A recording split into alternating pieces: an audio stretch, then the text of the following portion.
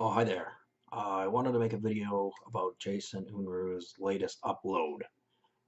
He talked about Russia retaliating against U.S. Sanctions, new ones that are being placed on the country. First 2 points I want to make is one, this is just part of the political ballet of what goes on mainstream media.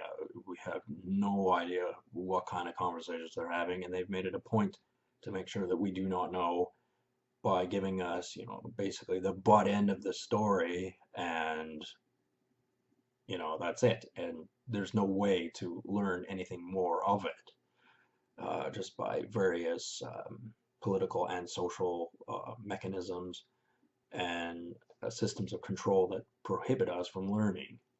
That's one thing. So this political ballet is absurd. It's just what's on the telly, really. It isn't anything that you should breathe too deeply into because there is not enough information readily available that's of particular use or interest. Um, the other point I wanted to make is when it comes to sanctions, to me, that's just a buzzword. What it really means is they're doing something, and this part of the political ballet is that they're not letting you know what they're doing. It usually they'll say something vague about limiting imports or exports to the country. They'll be on a watch list, blah blah blah blah blah. But these are all things they do anyway. And Vladimir Putin, Donald Trump, and all those other guys, they're mentioned on the television quite a lot. And there are some people who will say, well, Donald Trump has a very good relationship with Vladimir Putin, and that's what helped him win the election. Um, but the thing is, his position in that bilateral country involvement wouldn't have been that much different from Hillary Clinton's. It was just the story for mainstream television. I still cannot believe that it is a story about the alleged hacking of the Russians in the United States election. I mean, who cares? That should be old news by now. Maybe they did meddle in it. Maybe they made a few phone calls. Who cares? Uh, Point of the matter is, the more things change, the more they stay the same. There's still plenty of people who are in power who are not public figures, and whatever friendships, grudges, or other that they have between those countries is still the same. Donald Trump becoming president did not remove a lot of those people. Um, there is this concept because he's always firing his public officials that Donald Trump is draining the swamp, he's cleaning house, this, that, and the other, and he is to a degree. But those people that have been fired, that have been told on the television, they still got jobs. They're just not doing what they were doing before. Anyway, Jason Unruh also talked about Russia and China and them jockeying for global influence in the world. This is an ongoing thing. It's never going to be presented as new information. They've been doing this for a very long time, even thousands of years in some cases.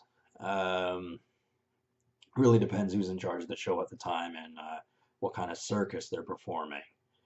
Um, yes, Russia has a significant place in the world as being a significant military power, and so does China. But as far as their global influence is concerned, they're relatively contained. They will never become the great empire that will take over the world that so many people thought Soviet Russia could have been. It's just it's not feasible. Although their offensive capabilities are quite formidable, as is any sophisticated modern country's army. Defensively, most countries are are very, very weak.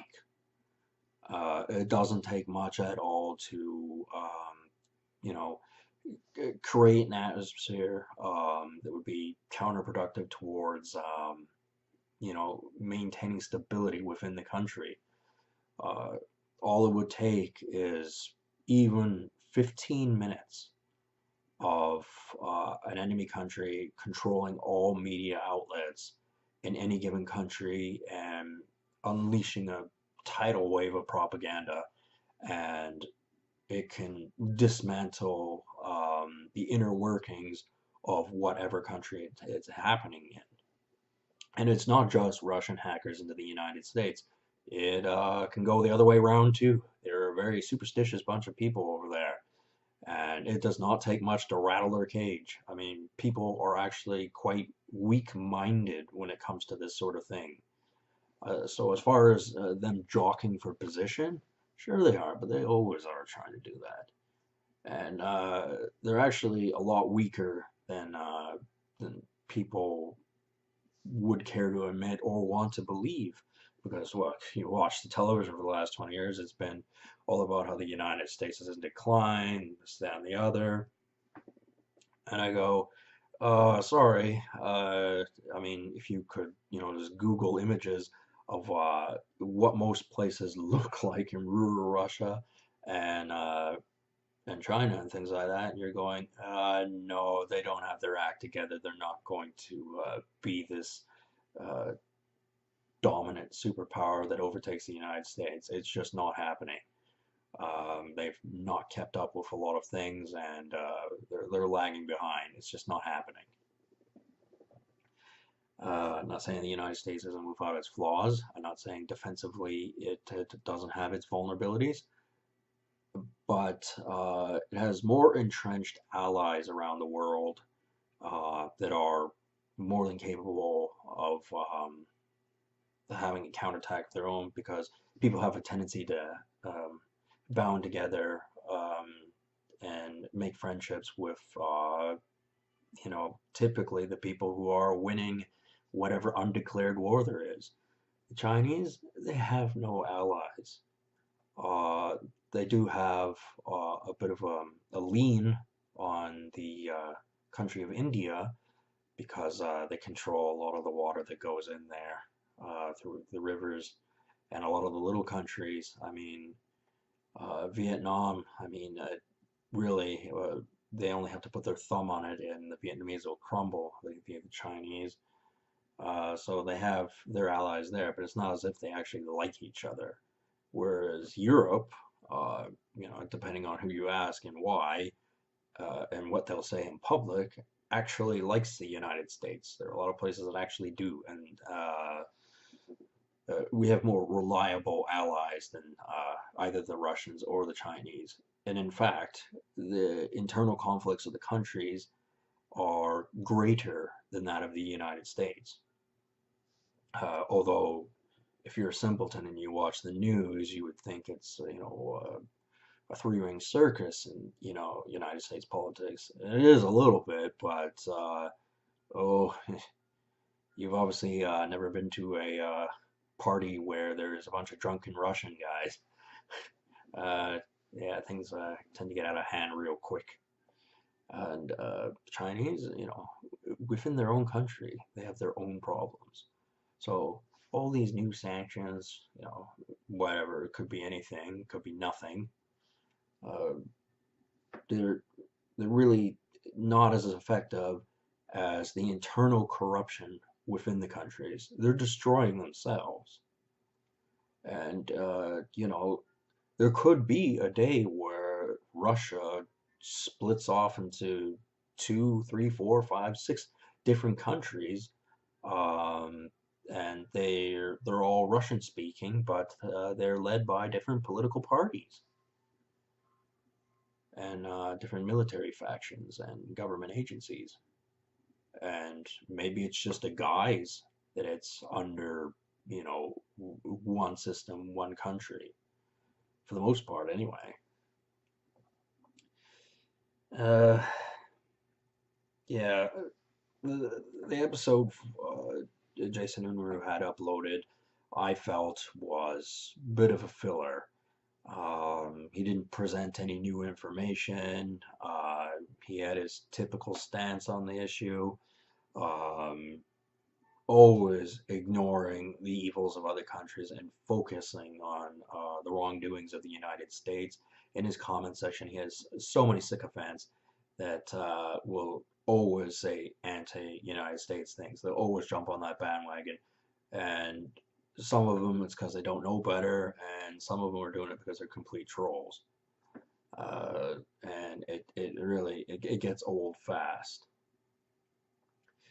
As far as in putting tariffs, sanctions, limiting the import and export of certain goods the United States gets from Russia or sends to Russia, um, there isn't anything, pressing that we need from them exactly. Um, they have oil, but the United States is getting plenty of their oil for free in the Eastern countries that they've destroyed. Not a nice thing to do, but as far as what really goes on in the world and how things work, it was the practical thing to do. Um, I mean, they get a little bit of timber from them, natural gas, blah, blah, blah, blah, blah. But that's all stuff that can be gotten elsewhere. And, $10 billion is an astronomical figure of money. That's about what the trade is with Russia. But, it actually isn't that much money. Um, you know, uh, when people talk about the United States losing $1 trillion or whatever, it's like, do do we even know? Like, because with that kind of money, you're never going to get the straight through story about it, as is with this whole subject.